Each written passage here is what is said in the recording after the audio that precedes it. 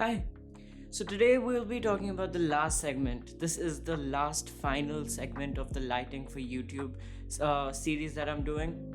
Today we're going to be learning about light quality, light quantity, and the color of light.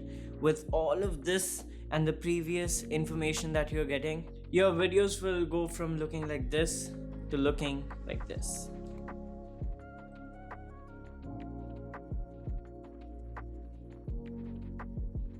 So the first thing we're going to be talking about today is light quantity.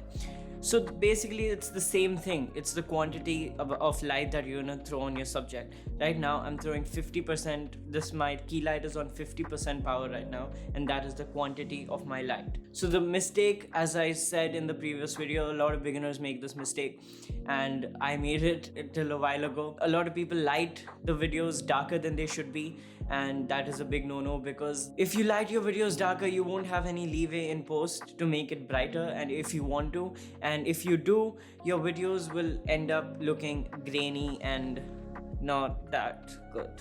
So just keep that in mind. And now, for example, if I have this light on 50% power right now, and if I throw on the softbox that I have right now, I'll show you that. This is the softbox I have on my light right now, and this is the diffusion that I have on right now. With the diffusion, the amount of light that comes out of your light gets reduced. So keep that in mind when you diffuse and when you're setting the power of your light. And keep in mind, if you're shooting on a Sony camera on S-Log2, you at least have to expose to the right, which means take your histogram and make sure it is exposed to the right and not on the left side of the histogram, because the left side, if it's too much on the left side, your footage will again look too grainy. And if you don't have enough quantity of light to shoot with S-Log2, do not shoot with S-Log2, because it will again look grainy and not good at all. So now that we're done with talking about the light quantity, let's talk about light quality. The reason why filmmaking lights are expensive is because they are a high CRI light, which means the color representation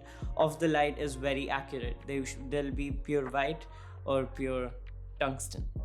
This light, which I'm using, the Godox SL60W, is balanced at 5600 Kelvin, which gives me the daylight sun. It emulates sunlight basically. So whenever you're choosing a light for your videos, your key light especially, you make sure you use a high CRI light, or else your skin tones might look too green or too magenta depending on the light. That issue can be fixed in post, but it's better to use a good light right out the bat, because again, if you're shooting with 8-bit, you won't have that much leeway with the colors in post. The cheap lights that you might be using, or any video light, will have some color shifts depending on the light. Now this light is balanced to 5600 Kelvin, but it kinda has a blue shift.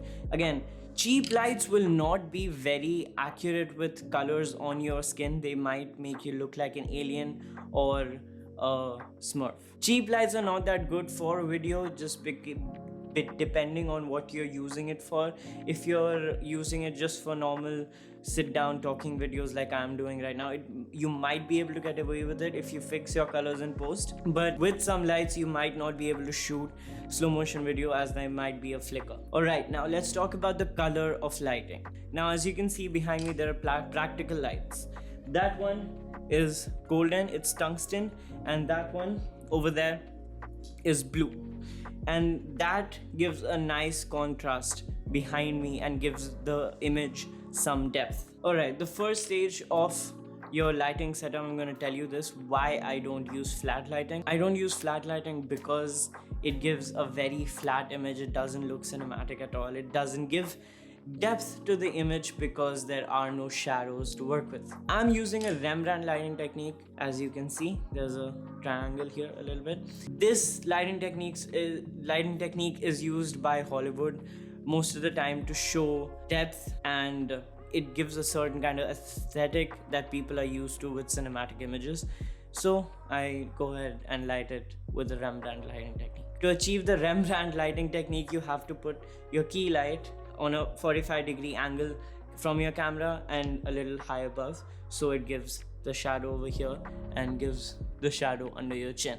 This is a basic rule of thumb that you should keep in mind. Do not light your subjects in a way that enhances their flaws. Like, we're humans, nobody's perfect, so do not use shadows to your advantage. If you want to make someone look thinner, you can use this lighting technique, or the loop lighting technique, which gives a loop around your nose. Alright guys, I'm gonna show you right now the lighting technique that I'm using and how I achieved this look. Alright, so this is the camera. Hi guys. And this is the light, my key light, 45 degrees from the camera and high slung above my face a little bit, which introduces the shadows on my face. This is a flag which I use to cut the light from myself so as to introduce more shadows on me. So those lights behind me are the practical lights, which introduce a lot more contrasting colors with the other practical lights I have there, the teal ones. So it right off the bat, it gives me a kind of a teal and orange look with the practicals, which help me achieve that. So that's how you can make your videos from looking a little amateur to looking a little bit more professional. That's it for today. Don't forget to like, share and subscribe. I'll see you in the next one. Peace.